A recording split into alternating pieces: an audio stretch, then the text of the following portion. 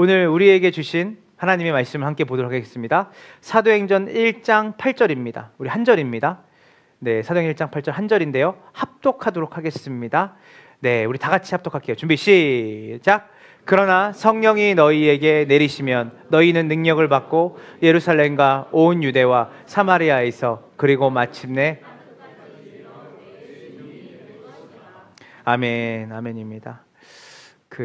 수년 전에 이제 기독교 선교 단체 그리고 기독교 NGO, 이제 NGO는 뭐 하는 짓냐면 이제 비정부 기관이라고 해서 이 정부에서 집중적으로 돌보지 못하는 사회적 약자들 그리고 국제의 이제 공공적인 복지를 받지 못하는 사람들에게 이제 사람들끼리 함께 모여서 비정부적으로 그들을 돕기 위해 탄생한 것이 NGO입니다.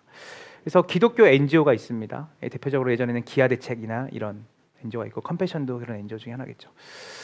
자, 근데 이제 이 선교단체와 이 기독교 NGO 대표들이 함께 모이는 자리였는데 그때 이 주제 아젠다가 뭐였냐면 왜 요즘 청년들이 선교사로 지원을 안 하지? 였어요. 그러니까 요즘 선교사들이 너무 많이 지원을 안 하고 선교사로 지원을 안 하고 선교사로 지원하는 청년들이 특히 없다. 그런데 그때 NGO의 단체 대표님께서 이렇게 말씀하셨어요. 선교 단체들은 선교 동원이 잘 안 되지만 우린 너무 잘 되는데요. 그러면서 이분이 영상을 하나 보여줬는데 거기 보니까 아프리카와 남미의 그 사회적 약자들을 가난하고 힘든 사람들에게 수많은 청년들이 봉사하고 있는 것들을 이분이 영상으로 보여줬어요. 그러면서 자신들이 어떻게 청년들을 동원했는지를 A부터 Z까지로 이제 이렇게 나열을 했어요.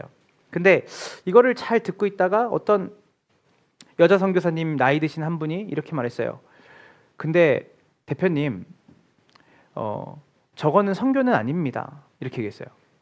선교는 자신의 커리어에 도움이 되기 위해서 봉사활동을 떠나는 것은 선교가 아닙니다.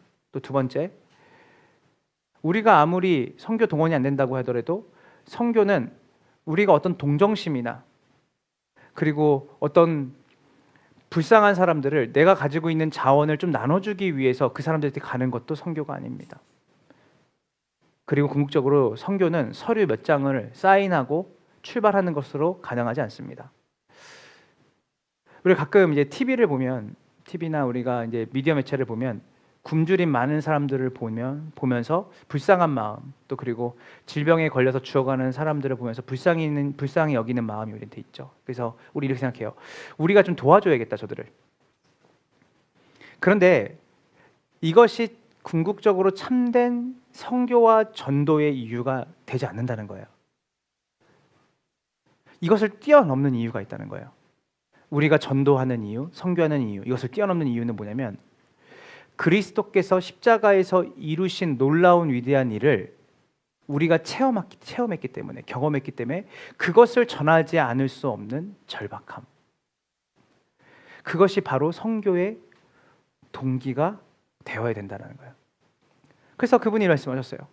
그리스도의 죽으심과 부활하심을 통과하지 않고 정말 그분을 경험하지 않고 그들이 단순히 불쌍하고 내가 좀 가서 내가 가진 거 나눠줘야 되고 또 내가 저들을 도와서 좀 더 국제적으로 좀 더 나은 구호 활동을 하기 위해서 떠나는 것은 선교가 아닙니다. 선교는 그래서 궁극적으로 뭐와 달려있냐면 우리의 회심과 달려있죠. 예수 그리스도의 십자가의 죽으심과 부활하심을 경험한 사람. 그래서 우리가 오늘 이 말씀을 나누면서 이 첫 번째 대지를 이렇게 정해봤습니다. 다 같이 함께 볼게요. 다 같이 읽어볼게요. 준비 시작. 오직 성령이 너에게 임하시면 너희가 권능을 받고 예루살렘과 온 유대와 사마리아 땅까지 뭐가 되리라? 내 증인이 되리라. 여러분, 증인이라는 말, 전 요즘 이제 TV를 틀면 또 이제 미디어 매체들을 보면 여러 재판들이 동시에 열리고 있잖아요, 지금. 그래서 거기에 이제 증인이 나오잖아요, 증인. 증인이 나오면 증인 선서를 합니다. 하는데 뭐 어떤 선서를 하냐면 위증하지 않겠다고 해요. 위증 아시죠? 내가 가짜 증언을 하지 않겠다라는 것을 선서하게 만들어요. 자, 여러분 보세요. 증인은 무엇을 하는 사람이냐면 증언을 하는 사람이에요. 증언. 너희는 증인이 될 거야. 증인이 되리라. 그러면 이 증인은 증언을 하는 사람인데 이 증언은 뭐와 관련되어 있냐면 자신이 실제로 경험한 것을 말해야 되는 거예요. 맞나요? 내가 보지도 않고 내가 듣지도 않고 내가 경험하지 못한 것을 내가 봤다고 말하고 들었다고 말하고 경험했다고 말하면 뭐가 되는 거죠? 위증이 되는 거예요. 그래서 증인이 된다는 것은 어마어마한 우리 삶의 큰 사건입니다. 저는 예수님을 늦게 만났어요. 20대 이제 중반쯤에 이제 예수님을 인격적으로 만났는데, 그러면 그 전까지는 제가 교회를 안 다녔냐? 교회를 열심히 다녔어요. 그리고 교회를 다니면서 전도 안 했냐? 전도 많이 했습니다. 친구들을 많이 데려왔고. 왜냐면 항상 어떤 교회든지 제가 다녔던 교회는 항상 전도를 가장 중요한 가치로 여겼기 때문에 달란트를 줬어요. 어릴 때는. 그러면 달란트 중에 출석은 3달란트인데 전도하면 15달란트입니다. 그러니까 출석 5배예요. 그래서 그 전도 한 번만 하면 출석 5번보다 높은 달란트를 받으니까 달란트의 혈안이 돼 있기도 했고, 또 그리고 그 당시에는 친구들이 놀거리가 많지 않았어요. 1980년대 후반 막 이렇기 때문에. 근데 교회에 오면 항상 간식도 좋고 또 교회 프로그램이 좋았기 때문에 친구들을 교회에 데려오는 게 조금도 부끄럽지 않았고, 오히려 얘네들한테 뭔가 좋은 키즈카페 데려가는 느낌이죠. 지금 PC방이나 그런 느낌으로 친구들 전도 많이 했습니다. 그래서 7명도 전도한 적이 있었어요. 달란트 시장 때 항상 달란트를 이렇게 쥐고 한 적이 있었는데, 그래서 전도를 안 했던 건 아니에요. 그리고 교회를 가자고 안 했던 것도 아니고, 그리고 중학교 고등학교 때까지도 그렇게 전도를 많이 했습니다. 친구들을 교회 와라.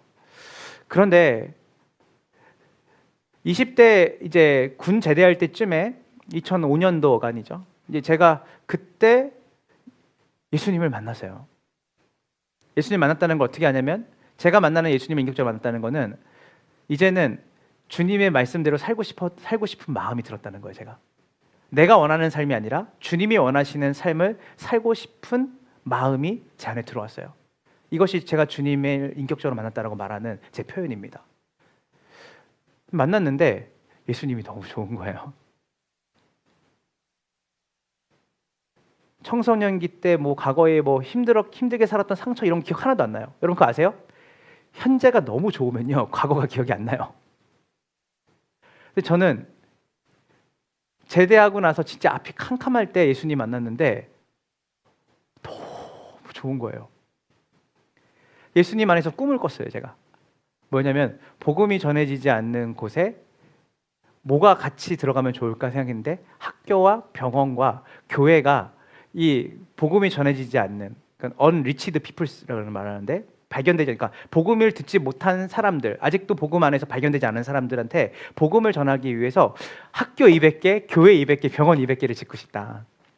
그게 그 당시에 대학교 학자금도 염려했던 제한테 있었던 비전이었어요. 그 말이 어떤 마음이냐면, 복음을 온 세상에 전하고 싶은 거예요. 그래서 어떻게 되냐면, 예수님 만나고 불꽃처럼 2006년, 7년, 8년, 9년을 계속 쭉 살았는데, 여러분 그거 아시죠? 우리가 맛있는 음식을 먹거나 좋은 여행지를 가서 좋은 광경을 보거나 이런 좋은 것을 경험하면 누구에게 나누고 싶죠? 가장 가까운 사람들에게 이 좋은 경험을 나누고 싶죠. 그래서 사진도 보여주기도 하고, 그 음식점이 어디 있는지도 알려주기도 하고, 또 정말 마음이 강하게 되면 그 사람을 데리고 같이 여행을 반복해서 가게 되기도 하고 음식점을 찾기도 하죠. 저에게 예수님은 어떤 분이었냐면, 어떤 의무와 책임이 저를 그 예수님을 전해야겠다라는 마음을 주지 않았고, 누가 나한테 달란트를 15달란트 준다고 한 적도 없어요. 근데 그 예수님을 전하고 싶은 거예요. 예수님을 전하지 않고 견딜 수가 없는 거예요. 그래서 복학을 하자마자 뭐 했냐면 전도팀을 만들었습니다. 학교에서 전도팀을 만들어서 수원역 전도 가자. 그래서 그때 제가 복학을 거의 6년 만에 했는데, 그때 2학년생, 그냥 아직 군대 안 간 파릇파릇한 2학년생이 누구였냐면 정재익 전도사님이었어요. 저는 복학한 복학생이었고, 그래서 제가 이제 전도를 같이 하려고 그러는데 앞에서 참 예배를 열심히 드리고 수업도 열심히 듣길래 제가 전도 같이 하자고 하니까 자기도 전도를 너무 하고 싶었는데 같이 할 사람이 있었으면 좋겠다 싶었다는 거예요. 그래서 그렇게 해서 저랑 같이 2008년도부터 전도를 계속 쭉 했죠. 그때 또 다른 복학생 남문현 목사님도 계셨어요. 어쨌든 이렇게 해서 우리가 전도를 하게 됐는데, 제가 이제 교회에 저는 고신측 교회에 이제 청년 때부터 출석하기 시작했는데 그 교회에는 전도 팀이 없었습니다. 청년부. 근데 제가 전도를 너무 하고 싶으니까 그때 당시는 뭐였냐면 이렇게 우리가 이렇게 지금 2부 예배잖아요. 2부 예배를 드리고 점심을 먹고 이 저녁 예배가 몇 시였냐면 7시 반에 있었습니다. 그러니까 점심 먹고 그 중간에 시간이 많이 뛰잖아요. 그래서 뭐 했냐면 거의 신입생이죠. 제가 프레시맨이에요. 그 교회에서는. 근데 신입생 같은데 제가 뭐 했냐면 같이 기도할 사람들을 모으기 시작했어요. 그랬더니 기도하고 싶은 사람 몇 명 있더라고요. 교회가 좀 컸거든요. 그리고 나서 기도 제목 나누고 그다음에 뭐 했냐면 그래도 시간이 나오니까 뭐냐면 우리 한번 전도하고 예배 드리러 가자 해서 항상 점심 먹고 오후에 우리가 뭐 했냐면 같이 티타임 하면서 기도회 하고 그리고 나서 뭐냐면 전도하고 그리고 가면 교회 가면 6시 반이에요. 교회 본당에 들어가면. 그러면 1시간 남잖아요. 그러면 모여서 오늘 예배를 위해서 기도하는 거예요. 한 모퉁이 청년들과 같이. 그게 제 청년부 때 루틴이었습니다. 부평역에서 이제 차가 내리면 버스가 그러니까 전철을 타고 내리면 제가 학교가 용인 쪽에 있었는데 내리면 이제 집까지 마을 버스를 타고 와요.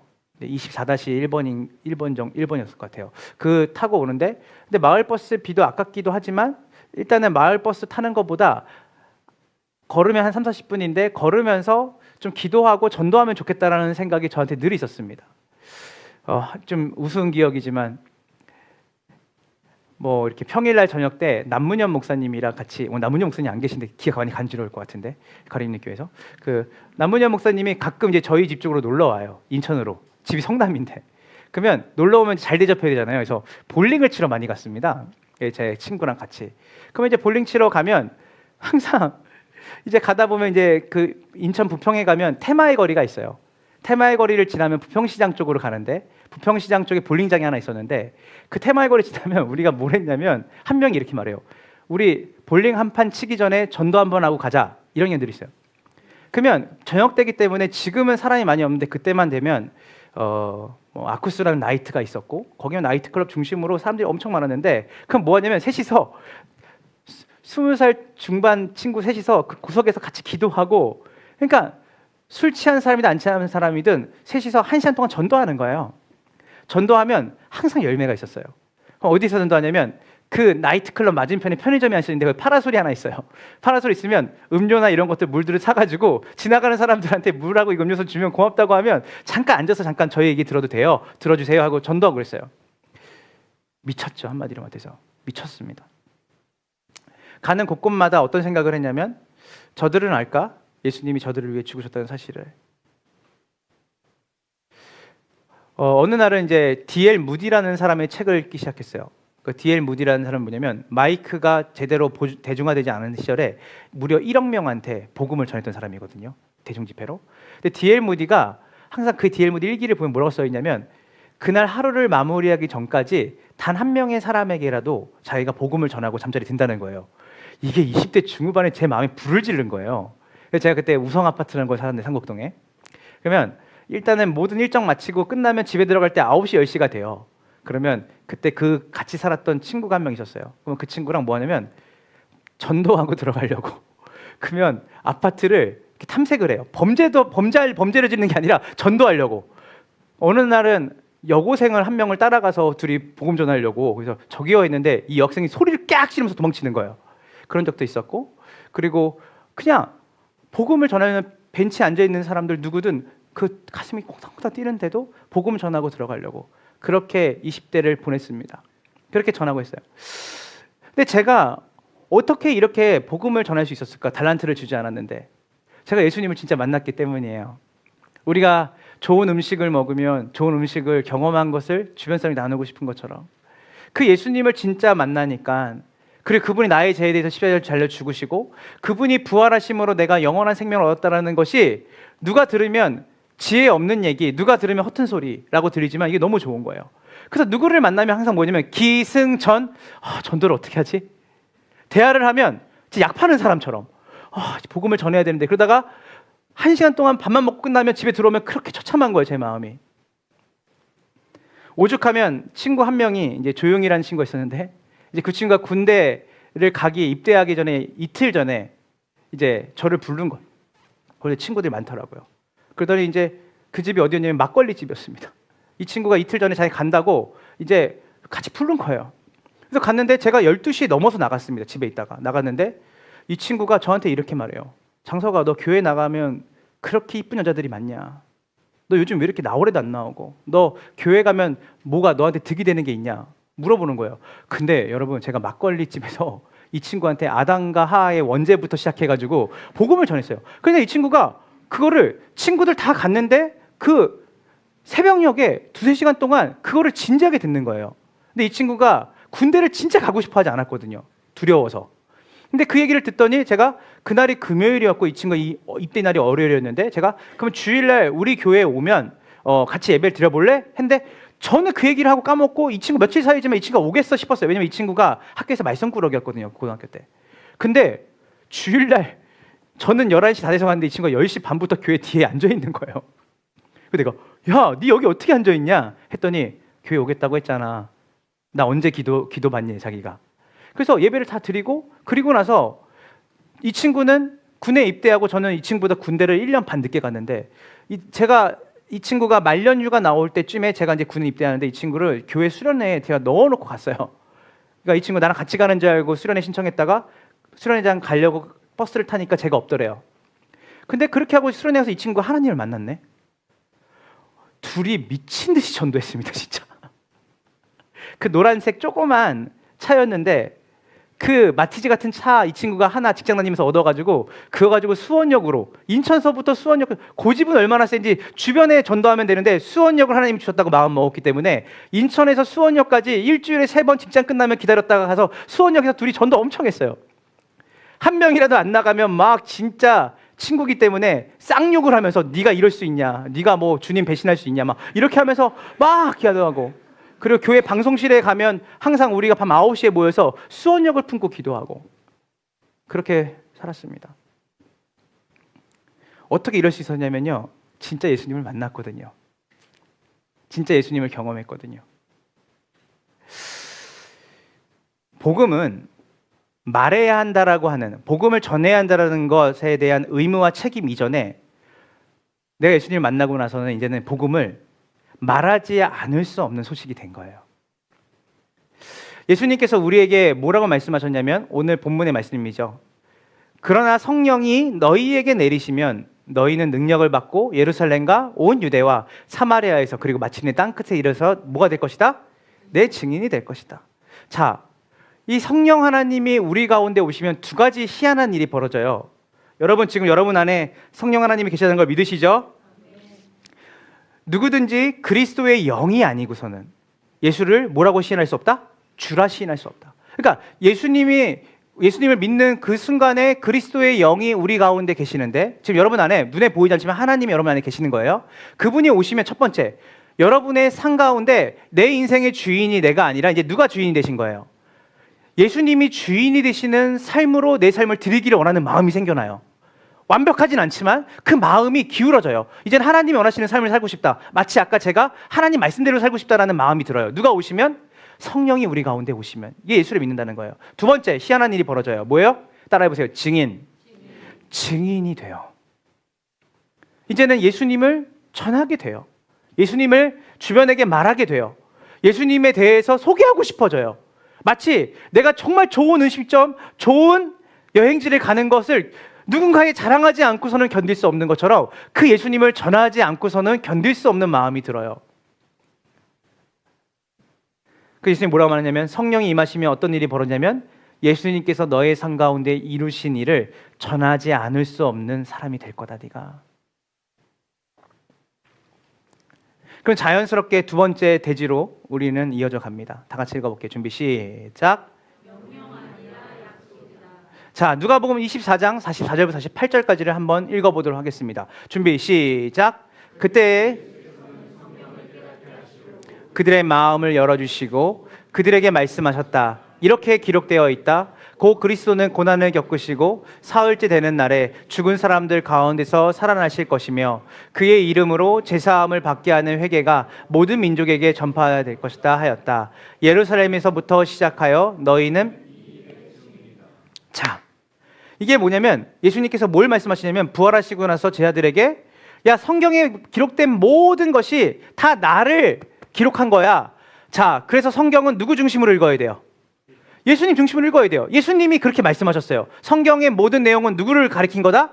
나를 가리킨 거다. 가장 권위 있는 성경 해석하기예요. 왜냐면 저자가 직접 이 내용이 무슨 내용인지 말했으니까. 자, 근데 성경의 내용이 뭐냐면 내가 십자가에 달려 죽고 내가 부활할 거야. 그것이 성경에 다 기록되어 있대요. 누구의 죽음과 누구의 부활하심? 그리스도의 죽으심과 부활하심. 믿으시죠? 성경 전체는 이게 핵심이에요. 근데 이것을 담지한 그 사람은 뭐가 되냐면 따라해 보세요. 증인이 될 거야. 증인이 되리라. 자, 이거는 뭐냐면 따라해 보세요. 약속. 여러분, 명령과 약속엔 차이가 있어요. 명령은 우리에게 순종을 요구하고 책임과 의무를 강요해요. 명령은. 너 내가 명령했잖아. 근데 약속은 달라요. 약속을 하는 사람들의 뭐가 달려있냐면 약속을 하는 사람들의 자질과 능력에 달려있어요. 자, 볼게요. 제가 이거를 너희는 증인이라, 성령이 임하시면 너희는 증인이 되리라. 능동이에요, 수동이에요? 받는 사람 입장에서 수동이죠. 내가 증인이 되려고 몸부림치는 게 아니라 증인이 될 거야. 너희는 증인이라. 그러니까 성경 전체가 예수님에 관한 얘기고, 예수님의 무엇에 관한 얘기냐면 그분의 죽으심과 부활하심에 관한 이야기고, 그분의 죽으심과 부활하심을 경험하고 그 예수님을 믿게 된 사람들은 뭐가 되냐면 예루살렘부터 시작해서 내가 서 있는 나로부터 시작해서 온 세상에 예수님의 소식이, 예수님이 하신 일들에 대한 복음이 온 세상에 전파되었으면 좋겠다라고 하는 그 바람을 갖게 될 거야. 그건 내가 너에게 약속할게. 자, 그래서 잘 들으세요. 증인이 되라는 것은 명령이 아니라 따라하세요. 약속이다. 그래서 우리가 그리스도인이 되면 누가 우리 안에 거하시죠? 성령이 우리 안에 거하시고, 성령이 우리 안에 거하시게 되면 그리스도를 주라고 고백하고 시인하는 사람이 되면서 동시에 뭐냐면 그리스도를 전하는 사람으로, 전하는 증인으로 나타난다는 것이 자연스러운 당연적인 논리적인 열매와 결과라는 거예요. 한번 여러분 스스로 한번 질문해 보세요. 왜 복음을 아는 나에게, 복음에 관심이 있는 나는 왜 복음을 전하는 일에는 관심이 없을까? 또 하나 질문해 볼게요. 정말 나와 나의 가족에게만 관심을 가지게 하는 복음이 성경에서 말하는 복음일까? 왜 나는 복음을 안다고 말하지만 복음을 전하는 일에는 관심이 없을까? 나는 왜 모든 복음을 나에게만 초점을 맞추고 살까? 이것이 성경이 말하는 복음일까? 그래서 증인이 된다는 것, 복음을 전한다는 것은 주님의 놀라우신 초청이죠. 이제는 너희가 예수를 믿게 되고 그 성령이 너희 안에 거하시면 너희가 뭐냐면 내 증인이 될 거야. 나의 십자가의 죽음과 나의 십자가의 부활을 통해서 너희가 얻게 된 죄사함과 너희가 부활을 통해 얻게 되는 영원한 나라, 영원한 생명을 너희가 얻는 그 삶으로 너희가 살게 되는 것과 동시에 너희의 입술과 너희 마음에는 숨길 수 없는 자랑하고 싶은 마음. 좋으면 자랑하잖아요. 이것은 노력해서 자랑하는 게 아니라 자연스러운 결과예요. 복음을 알고 있다면, 진짜 그 기쁜 소식을 알고 있다면 그 기쁜 소식을 감출 수가 없게 되는 거죠. 우리나라에 복음을 전해주신 분들이 다 파란 눈의 외국인들입니다. 여러분, 루비 캔더릭이라고 하는 분은 20대 초반에 죽었어요. 우리나라 와서 순교하셨죠. 이분은 이제 맹장이 터져서 죽으셨는데, 원래 의료 선교사입니다. 간호원인데, 이분이 죽기 전에 쓴 그분의 일기에 뭐라고 써졌는지 알아요? 만약에 저에게 1000개의 생명과 심장이 있다면 그 1000개의 생명과 심장은 조선 땅에 잃어버린 사람들을 위한 것입니다. 저는 그들을 위해 드릴 겁니다. 다. 1000개의 심장이 있더라도 저는 그 1000개의 심장을 조선의 사람들에게 줄 겁니다. 존 헤론이라고 하는 사람은 미국의 테네시시에 가장 촉망받는 의대생이었어요. 그래서 그 미국의 테네시시의 가장 좋은 의과대, 미국의 가장 좋은 의과대학 중에 하나인 거기 학장이 이 사람을 찍었어요. 내 딸하고 결혼시켜야겠다. 그래서 약혼까지 시켰습니다. 근데 존 헤런이 열심히 학교를 다니다가 듣게 돼요. 조선이라는 땅에 예수를 아는 사람이 없는 거야. 그래서 그 왕의 주치의로 자기가 가겠다고 마음을 먹어요. 그쪽에 가서 복음을 전하려고. 근데 누가 말렸냐면 그의 예비 장인이 말렸어요. 존, 정신 차리게. 자네가 거기는 선교사가 가고 거기는 마음 있는 사람이 가는 거지, 목사나 전도사, 선교사가 가는 거지 당신의 일이 아니야. 너는 여기서 세계의 의료계가 발전되는 일에 그 명석한 두뇌를 쓰게 나. 근데 이 사람이 뭐라고 말하냐면 복음이 전해지지 않는 곳에 복음을 전하는 것만큼 가치 있는 일이 어디 있습니까? 하고 갔어요. 그랬더니 이 예비 장인이 파혼을 시켰어요. 딸하고. 그래서 갔는데 이 사람도 몇 개월 안 돼서 죽었습니다. 역병에 걸려서. 근데 존 에런이 뭐라고 말하냐면 제대로 된 복음을 전해지지 못하고 그 복음이 전해지지 않는 볼모지에 죽으면서 뭐라냐면 저는 하늘의 미랄이 돼서 저는 죽지만 제가 이 절박한 마음을 가지고 땅에 왔던 이 마음은 반드시 이 땅에 심겨져서 아름다운 열매를 맺게 될 겁니다. 거기에 여러분이 있는 거예요. 언더우드와 아펠란젤라도 마찬가지예요. 여러분, 이 사람들이 의무와 책임으로 근데 예수 믿었으니까 전도는 해야지, 예수 믿었으니까 복음 전해야지, 이렇게 오신 사람 한 명도 없습니다.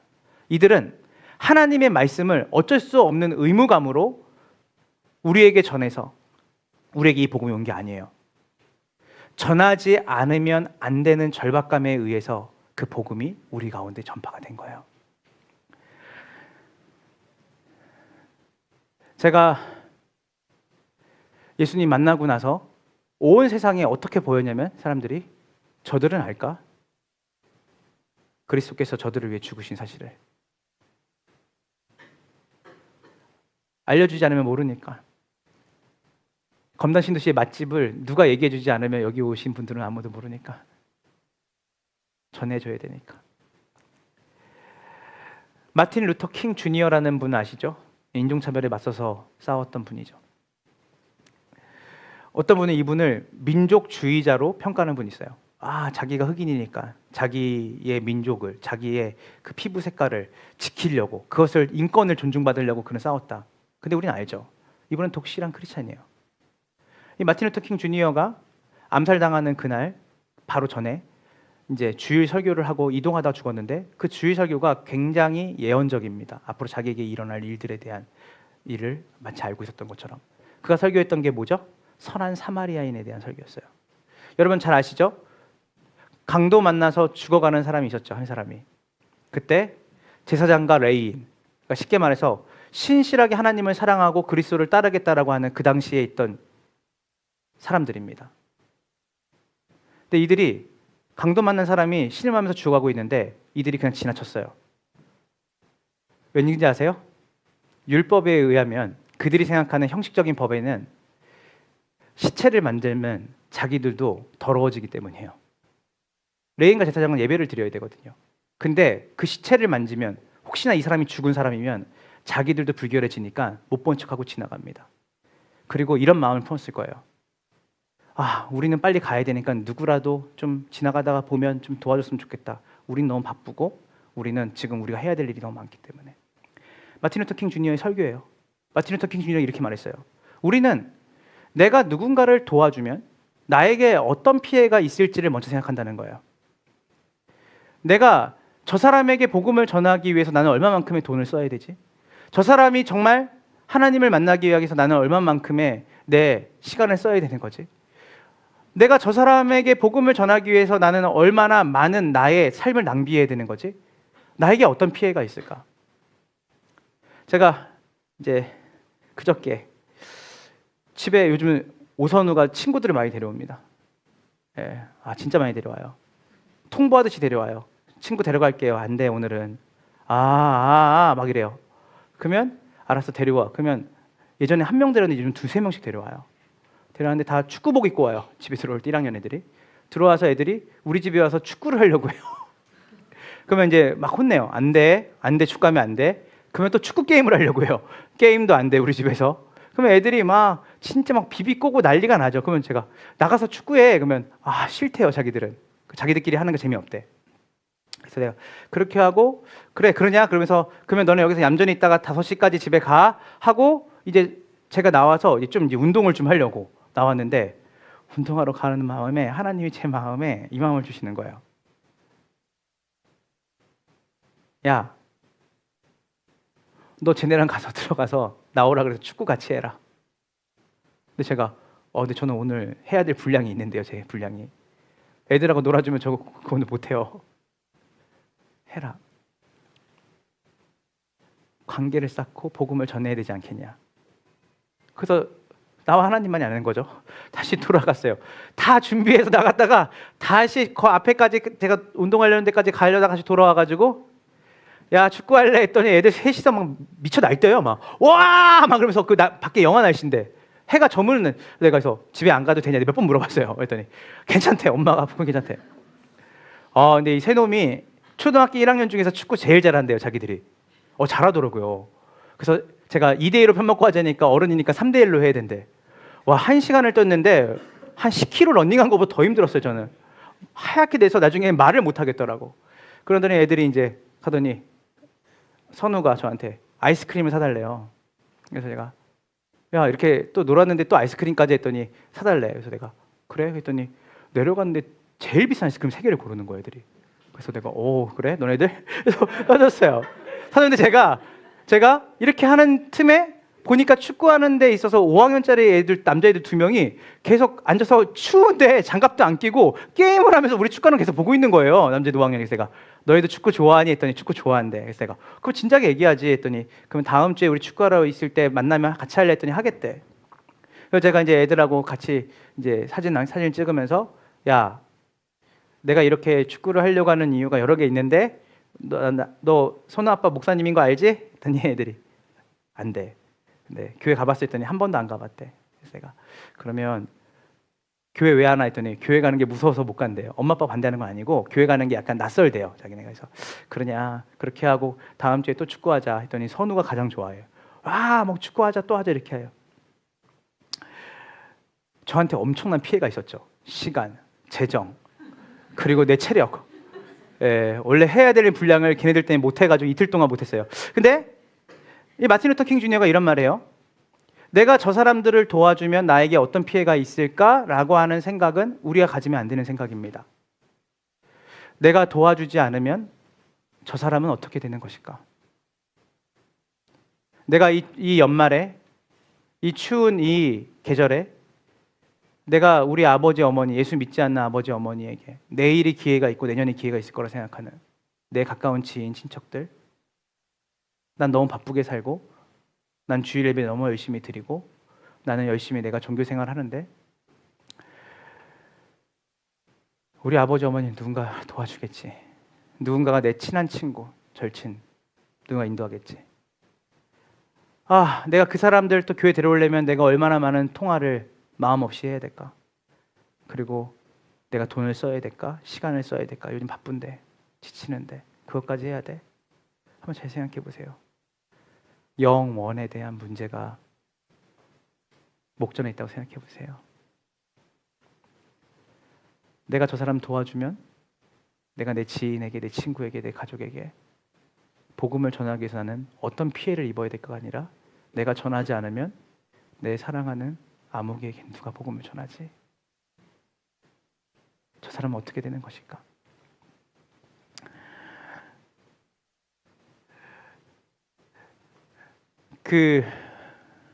Something Need to Change라고 하는 책이 있어요. 이게 뭐냐면 복음이 울다라는 책이에요. 이게 되게 재밌죠? 복음이 우는 거예요. 왜냐하면 복음이 전파돼야 되는데 복음을 전하지 않는 우리 때문에 복음이 울고 있다는 거를 복음을 의인화시킨 거죠.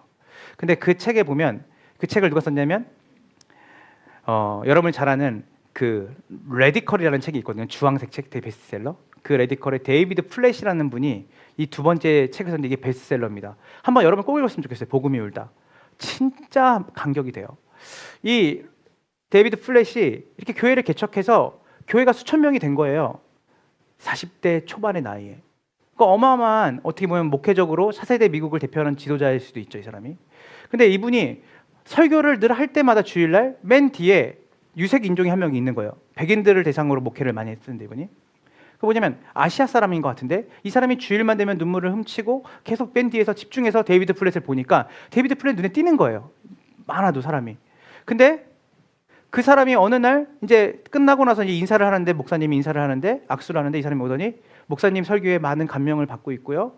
목사님 설교가 너무 좋습니다. 목사님, 근데 제 마음에 좀 부탁드리고 싶은 게 하나 있는데, 했더니 데이비드 플랫이 무엇입니까? 물어봤더니 이 아시아 사람이, 저는 여기 유학 와서 공부하는 사람인데 제가 살고 있는 마을에 목사님 한번 초대하고 싶습니다. 근데 거기가 어디냐 했더니 네팔의 고산지대야. 근데 어떻게 여기까지 유학 왔는지를 이 사람이 자기가 설명을 해요. 대략 이렇게 공부해서 이렇게 왔다. 근데 데이비드 플랫의 마음에 내가 거기를 어떻게 가 생각을 했다는 거예요. 생각해 보세요, 여러분. 수천 명의 목회를 하는데 갑자기 어느 네팔의 고산지대를 가서 자기네 마을을 보자고 하니까 이게 내키겠어요?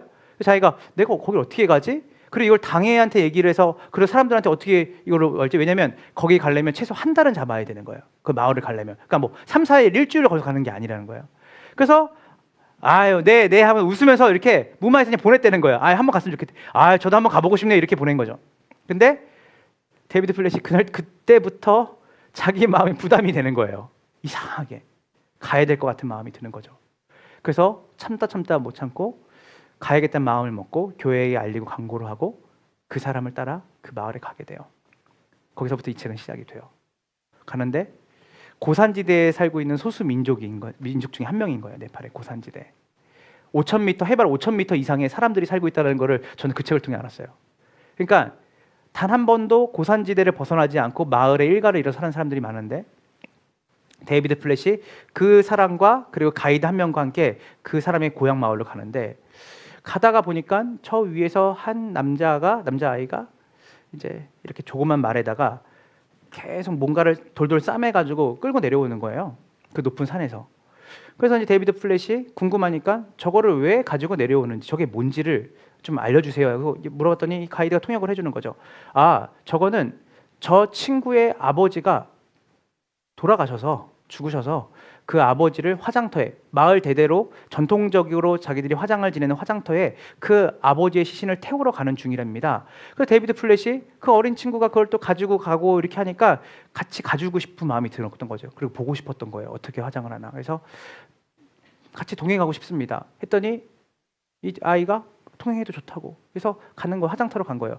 그러니까 수백 년이 뭐예요? 거의 아주 오랜 시간 동안에 마을 대대로 거기서 화장터인 거예요.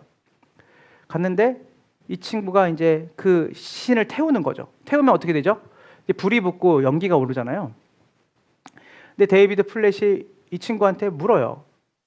혹시 아버지가 예수님에 대해서 들어보신 적이 있는지 물어요. 그랬더니 이 친구가 이렇게 말해요. 아이가 아니요, 아버지는 한 번도 예수님에 대해서 들어본 적이 없습니다. 그러면 본인한테 저도 들어본 적이 없죠. 그럼 할아버지는 한 번도 들어본 적이 없습니다. 그러면 증조 할아버지는 한 번도요. 그 위에 할아버지는, 조상들은요, 한 번도, 단 한 번도 예수님을 들어본 적이 없습니다. 데이비드 플랫이 거기서 매일마다 일기를 쓰거든요. 심장이 쿵 내려앉은 거예요. 그러면서 뭐라고 말하냐면 자기가 보는 실제 그 상황에서 한 사람의 그 시체가 타는 게 아니라 영원한 지옥불로 떨어져 가는 한 사람의 실제가 자기한테는 경험이 된 거예요.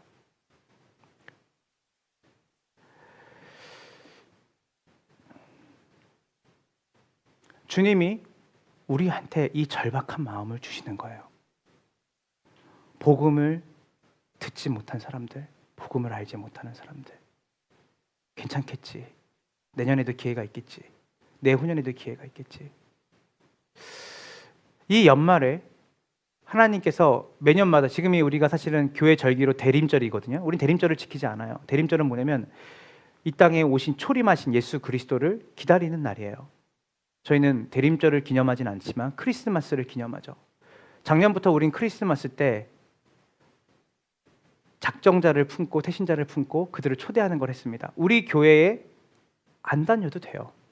그런데 그때 그분들이 오시면 선물을 드리고 우리가 늘 했던 설교가 아니라 그분들에 맞춰서 복음을 전하려고 하고 그리고 그분들한테 여러 가지의 행사를 보여주려고 하죠.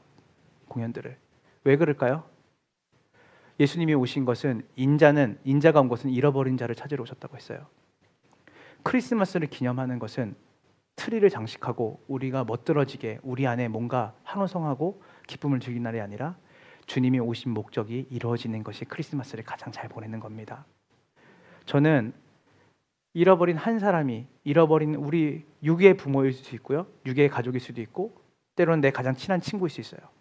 저는 그 누군가가 정말 이 1년에 한 번 내가 평상시에는 놓고 살았다가 그래도 주님이 이 대림절을 통해서 나에게 하나님이 한 사람을 품게 하시고 복음을 전할 수 있고 내가 복음을 못 전한다면 내가 이 자리에 데려다만 놓으면 우리 목사님이 복음을 전하실 것이고 데려다만 놓으면 우리 교회에서 이 사람들에게 복음의 내용들을 조금이라도 영향을 받게 할 수 있는 그것이 있다면 내가 식사를 대접하고 내가 간곡하게 초대를 해야겠다. 예전에 케냐의 임은미 선교사님이 그런 말해요. 자기는 한 달에 택시비로 쓰는 게 20만 원이래. 잘 아실 거예요. 임은미 선교 안 하신 분은. 뭐냐면 택시를 탄대요. 타고 아저씨한테 5만 원짜리 수표를 주는 5만 원짜리 집회권을 주는 거예요. 그리고 어디 가지 마시고 제가 하는 얘기 20분만 들어주세요. 그리고 5만 원을 이 아저씨가 그럼 하세요. 5만 원 받고. 그러면 거기서 뭐 하냐면 복음을 전한다는 거예요. 제가 아저씨한테 왜 이렇게 하셨는지 얘기를 한다는 거예요. 여러분 방법론에 있어서는 이것이 맞다 틀리다 말하고 싶은 게 아니라 그 마음의 간절함이죠. 이런 간절함은 의무와 책임으로 저지르는 게 아니에요. 진짜 예수님을 만난 그 사람은 증인이 되리라. 그 복음에 대한 복음을 전하지 않고서는 예수님을 소개하고 자랑하지 않고서는 견딜 수 없는 마음을 갖게 될 것이다. 이제 마지막 대지입니다. 우리 함께 다 같이 볼게요. 준비 세 번째 대지입니다. 준비 시작. 복음의 확신, 복음의 증인으로. 여러분 우리 디모데후서 1장 12절을 함께 보도록 하겠습니다. 준비 시작. 그러므로 이런 고난을 당하면서도 부끄러워하지 않습니다. 나는 내가 믿어온 분을 잘 알고 있고 또 내가 맡은 것을 그분이 자 띄워주세요. 그대로. 자 지금 이 디모데후서는요 여러분 로마서와는 약간 분위기가 달라요. 로마서도 감옥에서 썼거든요. 서신이에요. 옥중 서신이에요. 근데 로마서는 마치 가택 연금과 같은 새빵이었어요. 그러니까 자유가 빼앗겼지만 그래도 그 안에서 조금 자유롭게 살 수 있는. 근데 이 디모데 전후서는 달라요. 이게 사도 바울의 유언장이라고 말하거든요. 이 말은 뭐냐면 사도 바울이 두 번째 감옥에 갇혔는데 이 감옥은요 내용이 있는 감옥이에요. 뭐냐면 언제 사형당해도 이상하지 않을 만큼의 사형수들이 기다리고 있는 거예요. 그 감옥에서 죽을지를. 그래서 재수 몇 번 예를 들어서 자 나와 그러면 그날 목이 잘리는 거예요. 바울이 그런 상황 속에서 쓴 게 디모데후서예요. 바울이 이렇게 말해요. 그러므로 나는 이런 고난을 당하면서도 부끄러워하지 않습니다. 제가 살면서 뭐 화날 때가 있지만 진짜 화날 때가 있어요. 의분이 있을 때가 언제냐면 열심히 복음을 따라 헌신되게 살았던 그리스도인인데 내가 적당히 믿었어야 되는데 그렇게 믿었더니 지금 제가 너무 힘드네요. 자기의 지나온 삶, 예수님을 따라 신실하게 살았던 삶을 자기가 지금 세상적으로 좀 힘들다고 해서 그 예수님을 따르고 예수님께 드렸던 그 시간을 아까워하는, 대충 그리스도인으로 살았어야 됐는데 그냥 어정쩡하게 살았으면 큰 문제 없을 텐데 내가 신실하게 기도하려고 하고 신실하게 주님의 일에 참여하려고 했더니 내 인생이 지금 이렇게 됐습니다. 바울이 나는 이런 고난을 당하면서도 부끄러워하지 않는다. 저는 그렇게 말하시는 분들한테 이렇게 말하고 싶어요. 당신이 그렇게 후회하는 건 좋은데 우리 예수님을 위해 살았던 그 삶을 당신이 후회하면 우리 주님의 마음은 어떻겠냐고 물어요.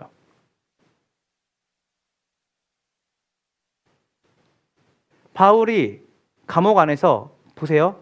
오늘 부르면 오늘 죽는 거예요. 재수 바울 나와. 오늘 죽고 내일 부르면 내일 죽는 거예요. 근데 여러분 이 사람이 부끄러워하지 않았어요. 수많은 공격들이 있었겠죠. 왜냐하면 바울은 율법의 대가였던, 쉽게 말해서 유대인이었는데 유대인 동족 중에서 가장 권위 있고 권력을 가지고 있었던 가말리엘의 문화생이었어요. 사람들이 말했을 거예요. 야 적당히 기독교 네가 거기 관심 있는 건 맞지만 가말리엘 문화생으로 살았으면 네 얼마나 좋은 명예와 권력 가지고 살았겠어. 너 로마의 시민권자잖아. 그 당시에 로마의 시민권을 가지려면 미국의 시민권과 비교 안 돼요. 로마의 시민권을 가지려면 로마 제국의 혁혁한 공을 전쟁터에 나가 얻던지 또 재정적으로 막대하게 로마 정부를 지원해야 얻을 수 있는 게 시민권이었는데 바울은 로마 시민권이었어요. 바울이 어떤 범죄를 저지르면 그냥 재판에서 판결을 못 내려요. 로마 황제까지 데려가야 돼요. 이게 로마의 법이었어요. 그만큼 특권층이었어요. 근데 바울이 뭐 때문에 고난을 받았죠? 예수 그리스도를 전하지 않고서는 견딜 수 없는, 그분을 따르지 않고서는 견딜 수 없는 삶으로 살았는데 그 결과가 뭐예요? 오늘 내일 죽는 거예요. 근데 나는 이 고난을 당하면서도 부끄럽지 않아요. 왜냐면요, 나는 내가 믿어온 분을 잘 알고 있고, 따라해보세요. 잘 알고. 희미하게 알면 부끄러워합니다. 희미하게 알면 못 따라갑니다. 근데 바울은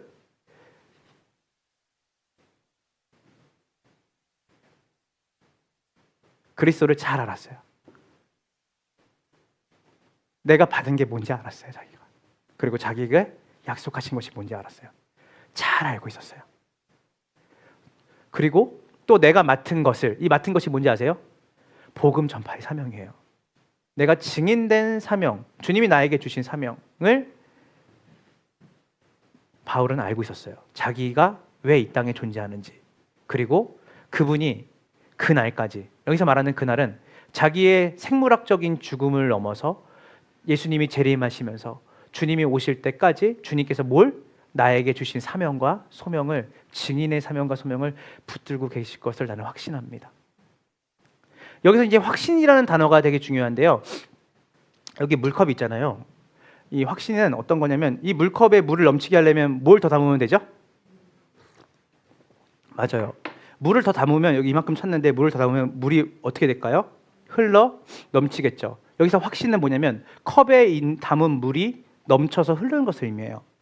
여러분, 복음을 전한다는 거, 주께서 맡기신 것을 따라, 내가 이 복음이 내가 억지로 마른 걸레를 쥐었자는 게 아니라, 내가 그리스도의 복음을 내가 경험하고 그분의 영으로 충만케 되어질 때 뭐 하냐면, 그냥 내 안에서 말라 비틀어진 걸 내 안에서만 짜는 정도가 아니라, 여러분, 이 물이 넘쳐 흐르면 이 물이 주변을 적시겠죠.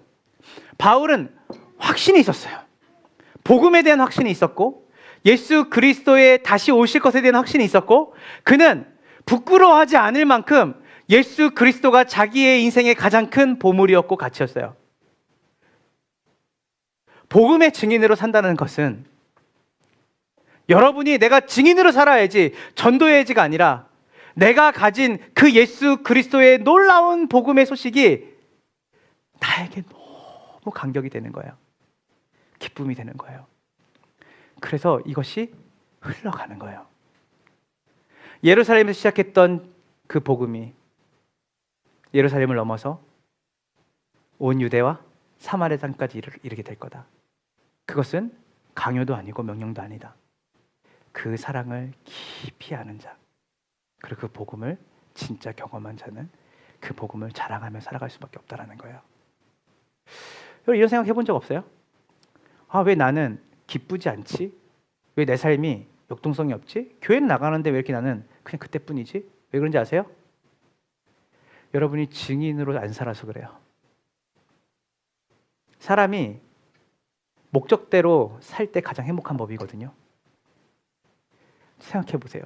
내가 가는 곳곳마다 이 사람들도 내가 믿는 예수를 만났으면 좋겠다라는 바람을 갖고 기도를 시작해 보세요. 그리고 내가 가진 시간과 물질과 에너지를 드리려고 해보세요. 거기 안에 뭐가 있는지 아세요? 삶의 기쁨이 생겨요. 그리고 그 확신이 더 가득해져요. 제가 아이들하고 축구할 때 애들한테 예수님의 옛자를 못 전했어요. 그렇지만 애들하고 관계를 맺으면서 복음을 전하려는 의도가 생기니까 제 마음에 아이들한테 더 비싼 걸 고르라고 말하더라고요. 제가 더 비싼 거라도 돼. 근데 선우가 이래요. 아빠 이거 안 되잖아요. 그래서 돼 선우야, 된다. 바 말고 콩 골라. 내 마음에 기쁜 거예요. 제가 일주일 동안 썼던 돈 중에 가장 가치 있는 돈이었어요. 진짜로. 말씀을 마무리합니다. 복음에 대한 진정성의 이슈는, 나는 복음을 알아가는 것을 넘어서 그 복음을 전하려고 하는 사람인가? 그것이 여러분이 참된 복음의 진정성을 가진 사람인지 아닌지를 판가름하게 해요. 나만 알고 나만 위로받고 끝나는 복음은 존재하지 않아요. 성경은 처음부터 그 복음이 여러분에게 확신을 통해 흘러가서 주변 사람에게 전해지는 그 삶을 토지 일간 우리에게 말하고 있어요. 복된 연말입니다. 주님이 우리에게 너무나 좋은 기회를 주셨어요.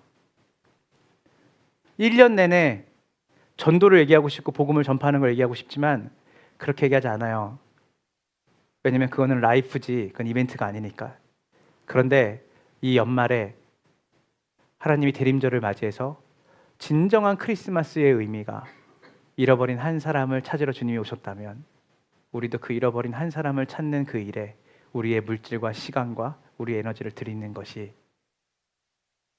마땅하고, 그리고 그것을 통해서 주님이 다른 어떤 것보다 우리가 기뻐하기를 원하시고, 그리고 그렇게 살아가는 우리의 노력과 그 안에 우리의 자발적인 헌신을 통해서 가장 좋은 거, 잃은 양 한 마리가 주님께 돌아오는 일을 주님께서 하신다고 했어요. 돌을 옮겨놓는 일은 우리가 합니다. 그러나 죽은 나사로를 살리는 것은 주님이 하세요. 돌을 올려놓는 게 기쁨이, 돌을 옮겨놓는 것이 기쁨이 되기를 원합니다. 그래서 오늘 주님이 여러분을, 교회를 명령이 아니라 약속으로 부르셨죠. 너는 그렇게 살게 될 거야. 그렇게 수많은 사람들이 양아진에 묻혀 있고, 그렇게 수많은 사람들이 세계 곳곳에서 복음을 위해 살고 있어요. 이 크리스마스를 맞이해서 내가 1년 동안 레이인과 제사장처럼 내가 아니더라도 누군가는 하겠지가 아니라, 내가 아니면 내 친구는 어떻게 되고 내 부모님은 어떻게 되는 것일까? 내 가정 어떻게 되는 것일까? 저한테 너무 감사한 시간이에요. 저도 잊고 있던 것을 다시 주님께서 깨닫게 하시는 날이니까. 그래서 여러분에게 정말 주님께서 원하시는 참된 증인의 삶으로 살아가는 은혜가 여러분의 삶 가운데 있기를 주님의 이름으로 축원합니다. 축원합니다. 우리 이 시간 다 같이 함께 찬양하고 기도할 텐데요. 제가 이런 생각을 해봤거든요. 말씀을 준비하면서. 연세프라자 8차에 있는 사람들은 예수님을 다 알까? 당연히 모르죠. 연세프라자 8차에 여기 우리 교회가 있는 이 빌딩을 얘기하는 거예요. 그럼 여기 있는 사람을 전도하기 위해서 나는 어떤 전략을 가져야 될까? 그래서 다양한 전략들을 생각해 봤어요. 그런데 주님이 저한테 딱 떨어지게 얘기하셨어요. 뭐였냐면, 너는 전략이 필요한 게 아니다. 너에게 필요한 거는 적실한 전략이 아니다. 너는 연세프라자 8층에 있는 사람들을 사랑하지 않는다. 사랑하면 전략이 나오죠. 사랑하면 간절해져요. 우리 사랑하지 않기 때문에 내버려 두는 겁니다. 사랑하지 않기 때문에 우리 것을 쓰는 게 아까운 거죠. 가장 위대한 전략은 사랑입니다. 사랑하면 드리게 되고 사랑에 매이며 간절하게 돼요. 요한복음 3장 16절에 이렇게 나옵니다. 하나님이 세상을 누굴 주셨어요? 이게 전략이었거든요. 아들을 내어주지 않으시면 우리가 살 길이 없어요. 그래서 아들을 내어주신 거예요.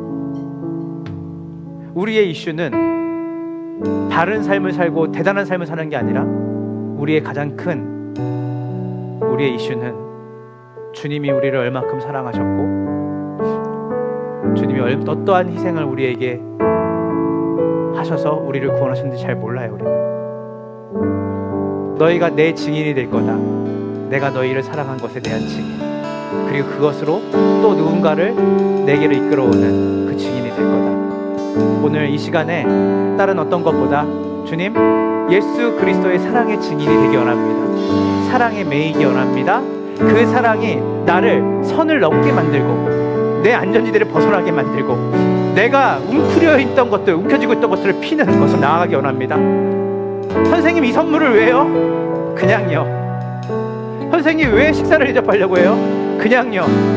그런데 결론은 뭐냐면, 우리 교회 안 나오셔도 되는데 그 예수님, 제가 만난 예수님, 선생님도 좀 경험해 봤으면 좋겠습니다.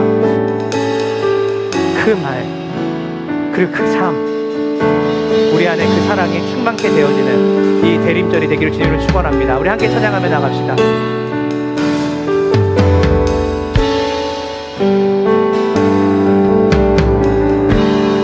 오직 주의 사랑에 매여, 오직 주의 사랑에 매여 내 영 기뻐, 내 영 기뻐 노래합니다.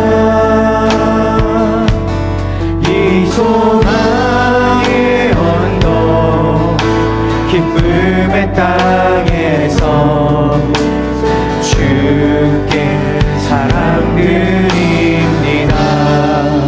오직 주의 임재 안에 갇혀 내 영 기뻐, 내 영 기뻐 찬양합니다. 이 소명의 언덕 거룩한 땅에서 주께 경배드립니다. 주께서 주신 은혜, 주께서 주신 모든 은혜 나는 말할 수 없네. 내 영혼 즐거이 주 따르렵니다. 주께 내 삶 드립니다. 오직 주의 사랑에 매여, 오직 주의 사랑에 매여 바울의 마음이었죠. 내 영 기뻐 노래합니다. 주님을 향한 이 소망의 언덕 기쁨의 땅에서 주께 사랑드립니다. 오직 주의 임재 안에, 오직 주의 임재 안에 갇혀 내 영 기뻐 찬양합니다. 부르심에 이 소명의 언덕 거룩한 땅에서 주께 경배드립니다. 우리 지난 주님께서 주신 은혜를, 우리의 삶의 은혜를 기억하며 주께서 주신 모든 은혜 나는 말할 수 없네.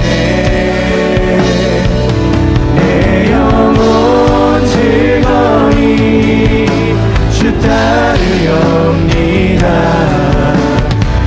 주께 내 삶 드립니다. 주께서 주신 모든 은혜 나는 말할 수 없네. 내 영혼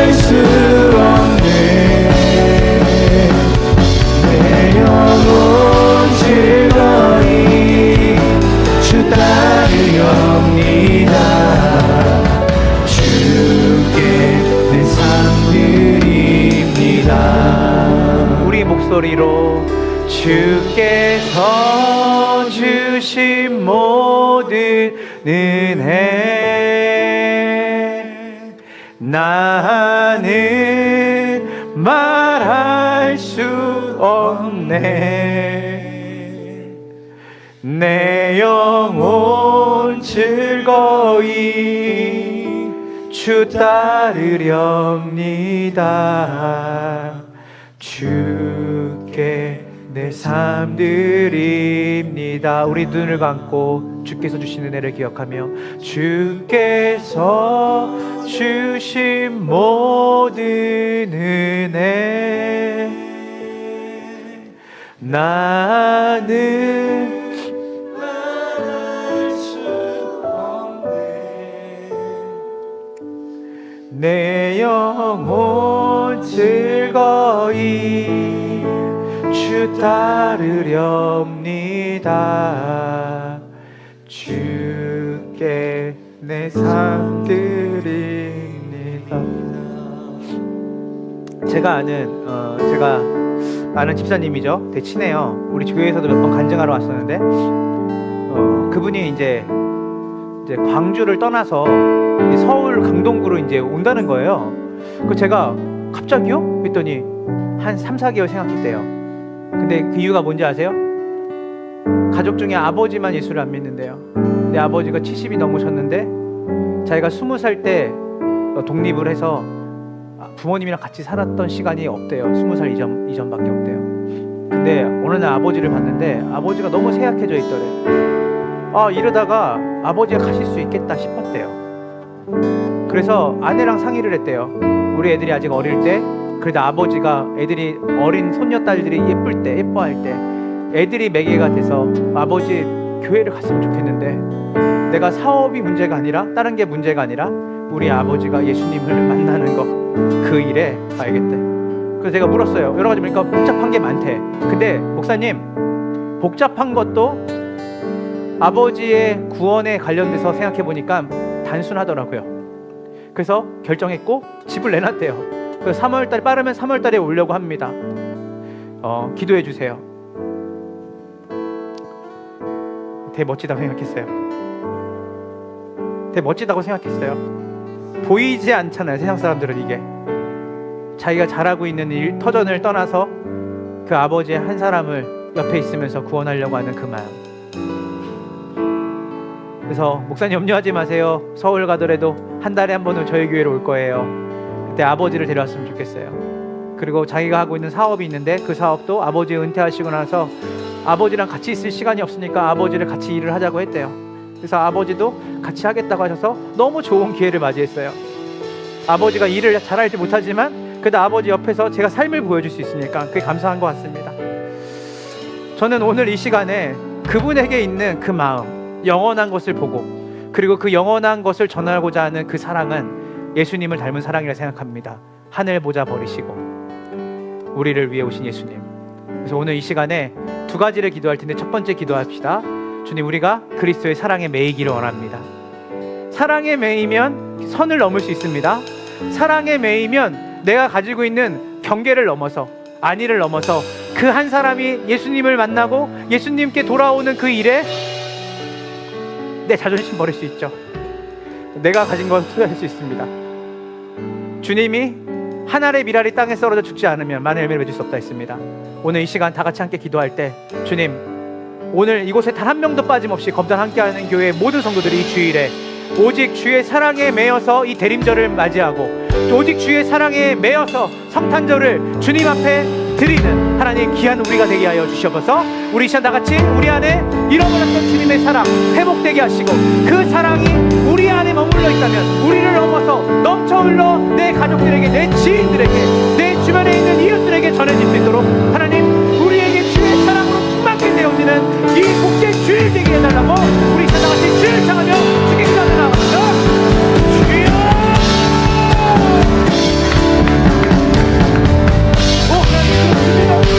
주의 그 사랑 회복되기를 원합니다. 저들을 알까? 예수님이 저들을 위해 죽으신 사랑, 우리 안에 하나님 복음을 향한 달려가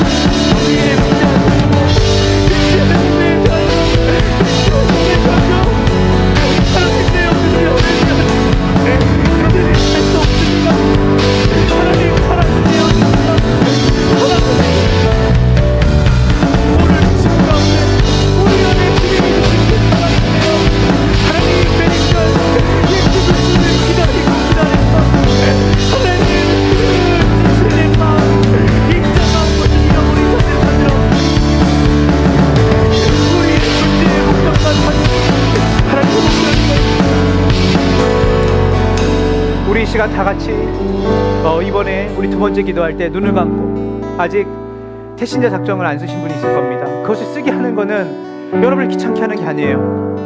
여러분 결단하라고 쓰게 하시는 거예요. 그리고 그것을 나눠서 교회 내라고 하는 것은 우리가 기도하려고 하는 거예요. 같이. 여러분, 진정한 사랑은 예수를 전하는 것이에요. 진정한 사랑은 예수 그리스도를 조금이라도 옷깃에 스치도록 우리가 그분을 그 자리에 데려놓는 것이에요. 오늘 이 시간에 주님이 떠오르게 하시는 사람들이 있을 겁니다. 성령이 여러분에게 생각을 주실 겁니다. 하나님, 용기가 안 날 수 있습니다. 두려울 수도 있습니다.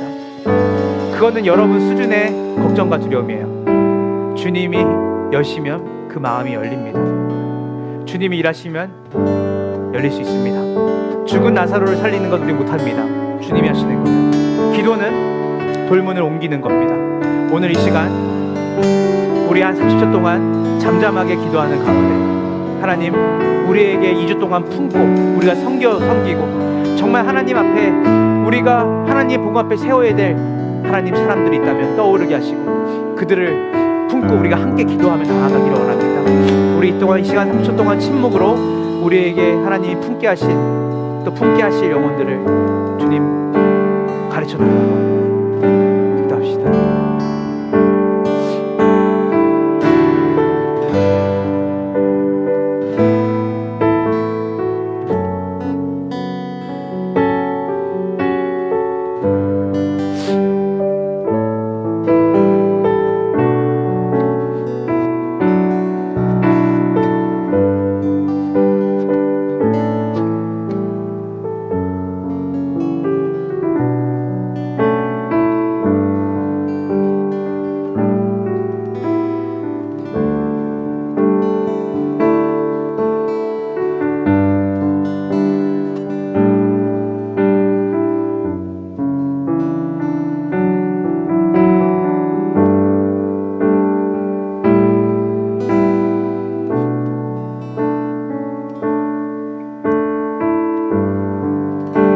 이어서 기도합니다. 그 사람의 이름을 가슴에 품고 하나님 살려주십시오. 하나님 도와주십시오. 하나님 품지 못했던 걸 용서하십시오. 우리의 기도가 멈췄던 것을 용서하십시오. 오늘 이 시간 다 같이 여러분 가슴에 주신 태신자들을 품고 그분을 살려달라고 하나님 그들을 주님께로 인도해달라고 우리 시간 다 같이 함께 주님 앞에 마음을 다해 기도합시다.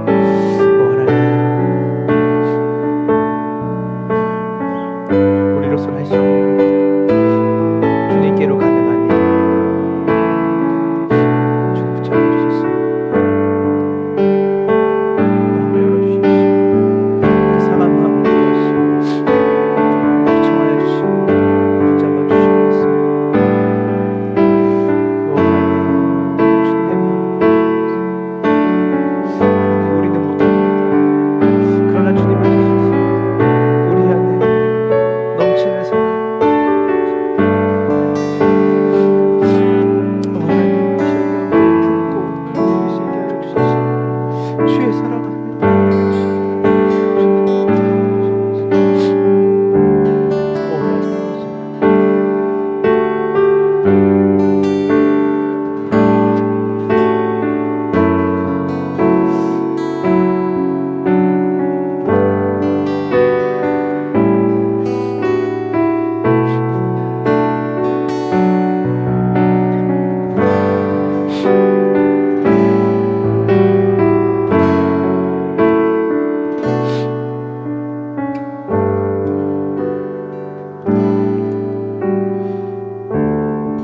오직 성령이 너희에게 임하시면 너희가 권능을 받고 예루살렘과 온 유대와 사마리아의 땅끝까지 이르러 내 증인이 되리라. 주님 감사합니다. 오늘 대림절을 또 우리가 보내면서 하나님 진정한 성탄의 의미를 기다리며 우리가 함께 한 영혼을 마음에 품고 기도하게 하시고 특별히 우리 안에 의무와 책임을 넘어 가장 좋고 가장 위대하시고 가장 우리의 삶의 만족이 되시는 그분에 대한 사랑을 다시 우리 안에 품고 기도하게 하시니 감사를 드립니다. 하나님, 바울은 자신이 살아왔던 삶 속에 있었던 고난을 부끄러워하지 않았습니다. 그리고 바울은 자신을 구원하신 그분을 잘 알았다고 합니다. 그리고 그분이 의탁하신 증인의 삶, 하나님 나라의 증인의 삶을 주님이 다시 오실 그때까지 자신을 지키시고 그 일에 확신에 거하게 하실 것을 믿었습니다. 하나님, 우리에게도 그 확신이 있기 원합니다. 복음에 대한 확신, 주님에 대한 확신. 오늘 이 시간 우리 안에 우리가 그 사람을 주님께로 인도하는 데 있어서 나는 얼마나 많은 손실과 피해를 봐야 되는가 라고 하는 어리석은 질문에서 벗어나서 내가 가지 않으면, 내가 품지 않으면 그 사람은 어떻게 되는 것일까? 예수께서 오신 그 목적, 그분이 우리를 방임하지 않으시고 우리를 사랑하셔서 이 땅에 오셨습니다. 영원한 멸망으로 떨어져 죽을 수밖에 없는 우리를 위해 그분이 자신의 전부를 우리 가운데 내에 던지셨습니다. 그래서 우리가 이 자리에 있습니다. 주님 감사합니다. 주님을 닮은 주님의 그 증인들이 이 대한민국 곳곳에 순교의 피를 뿌리고 지금도 하나님 세계 곳곳에 선교사님들이 주님의 사랑을 담아 자신의 삶에 젊음을 드리고 자신의 삶에 노후를 드립니다. 하나님, 우리 안에 다시 한번 주님을 향한 사랑, 그 복음의 열정을 회복시켜 주시옵소서. 지금은 우리 구주 예수 그리스도의 은혜와 아버지 하나님의 크신 사랑과 성령 하나님의 교통하심이 예수 그리스도의 사랑의 증인으로 잃어버린 한 양에게 가기로 결단하고 내가 가진 것을 다 드리더라도 아깝지 않을 그 사랑으로 한 영혼이 주께 돌아오기를 위해 기도하며 이 2주간의 시간 동안 애쓰기로 결단한 우리 검단 함께하는 교회 모든 성도들의 삶 가운데 지금으로부터 영원까지 함께 있을지어다.